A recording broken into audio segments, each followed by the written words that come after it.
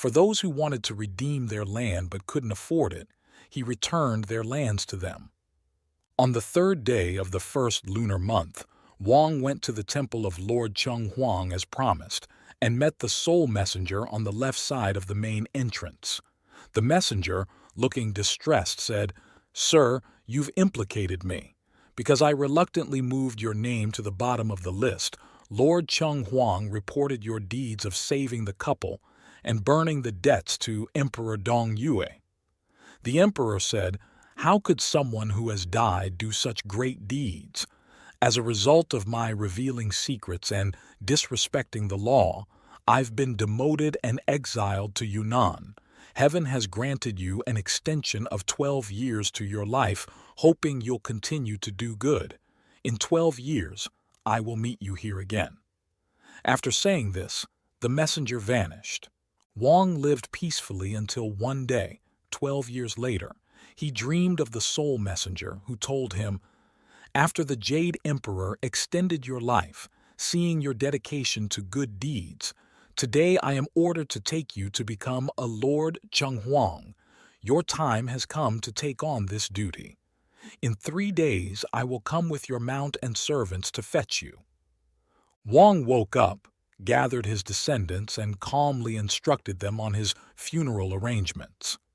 3 days later, dressed neatly, he sat upright in the hall, faintly hearing music, and said, "My escort has arrived." With a smile on his lips, he passed away peacefully. 27. Why the poor shouldn't go to sea and the rich shouldn't indulge in excess. Back in the day, when science wasn't advanced, boats were basic, and people navigated the seas at night by the stars. The unpredictable storms made sea travel extremely risky. A single strong wind could doom a sailor to a watery grave. Poor folks, out of desperation, often took on any job to survive, even the perilous ones at sea. The saying, "the poor shouldn't go to sea," essentially advised the less fortunate to seek safer employment rather than risking their lives on dangerous waters. Additionally, going to water in the old days also meant dealing with fire, as water was the go-to solution for fires, a common disaster back then. Without modern firefighting tools, a fire often meant total ruin, especially for the poor living in simple homes. The broader implication here is to avoid illegal or unethical activities for quick gains, as these can harm others and oneself in the long run. As for "the rich shouldn't indulge in excess," the message is about maintaining and growing one's fortune responsibly. History is filled with examples of those who squandered their wealth and empires over indulgences, especially in pursuing pleasures. From ancient leaders to emperors, many have fallen due to their inability to resist temptation, leading not only to personal ruin, but often to the downfall of entire realms. The saying also touches on greed, advising the wealthy not to hoard their riches selfishly. An example from history is an empress who valued wealth above all, even at her country's direst need, leading to her downfall and that of her empire. In essence, life is short and wealth is not the ultimate goal. True happiness comes from love, sharing, and contentment with what we have, leading to a peaceful and fulfilling life. 28. The lesson of waiting. In an ancient temple in Japan, there was a 9-year-old boy named Than Lone, who later became the founder of Pure Land Buddhism. He decided to become a monk and sought a Zen master to shave his head. Upon meeting the master, he was asked, "Why do you want to become a monk at such a young age?" Then Lone replied, "Although I'm only 9 years old, my father has passed away. I don't understand why people have to die and why my father and I had to be separated. So, to understand this principle, I must become a monk." The Zen master said, "Okay, I understand. I agree to take you as my disciple, but it's already late today. Let's wait until tomorrow morning to shave your head." Then Lone then said, Master, although you said we should wait until tomorrow morning to shave my head, I am still young, and I'm not sure if my determination to pursue a monastic life will last until then. And you are already of advanced age. Can you be certain that you will wake up healthy tomorrow morning? The Zen master replied, Good, good. What you have said is very wise. Everything you've said is correct. I will shave your head right now. The world and everything in it is constantly changing. People, too, are part of this never-ending cycle of change, with no one knowing what the future holds. Tomorrow is never certain. Unexpected events can happen in a moment, possibly changing or ending our lives forever. Therefore, if there is something you want to do it today without waiting.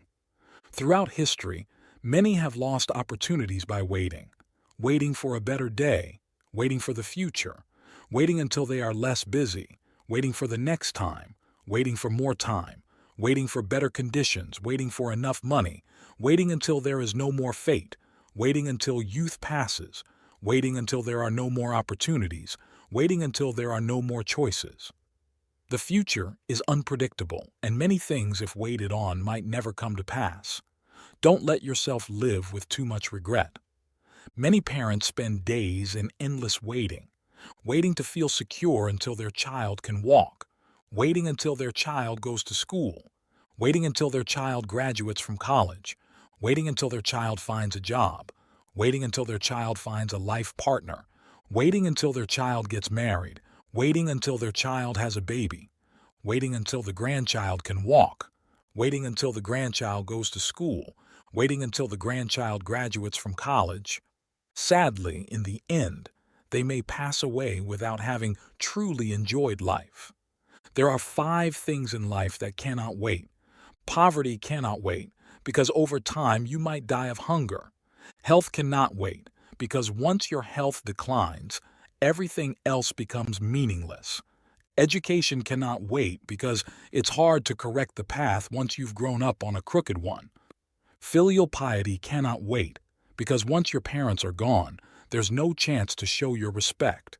Youth cannot wait, because time passes by, and no amount of money can buy it back. Life is full of surprises that you can hardly anticipate. Human life is fleeting, like a shadow passing by a window. In just a moment, life returns to the earth. Life is so short. Therefore, it's important to make the most of your time and do things that are meaningful. Cherishing connections and valuing time is essentially cherishing your own life. 29.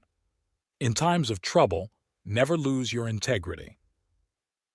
Speaking the truth can lead to danger. In the second year of the Western Han Dynasty, 72 BC, Emperor Han Xuan wanted to renovate the shrine for Emperor Wu to honor the great achievements of his ancestor.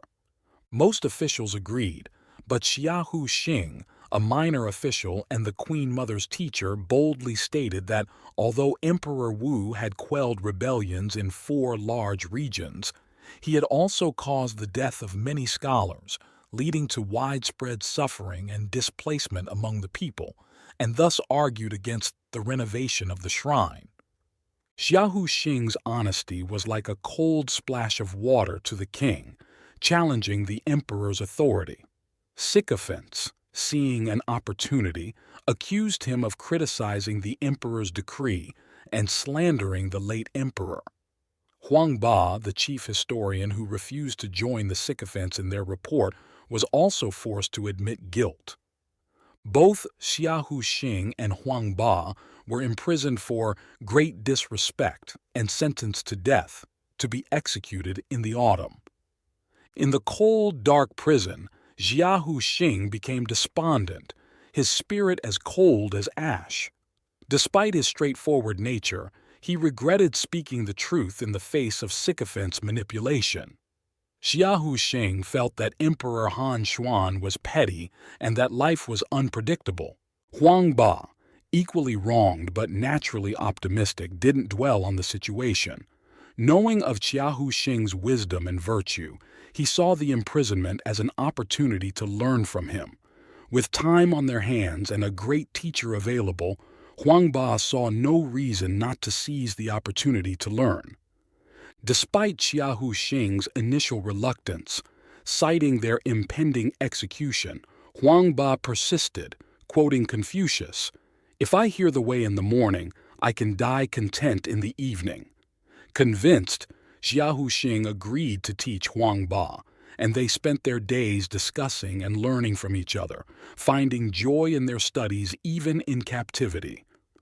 The prison warden, puzzled by their cheerful demeanor despite their grim fate, couldn't understand their happiness. Their virtue and wisdom commanded respect. As autumn approached, reminding the emperor of the execution schedule, he sent someone to check on their morale.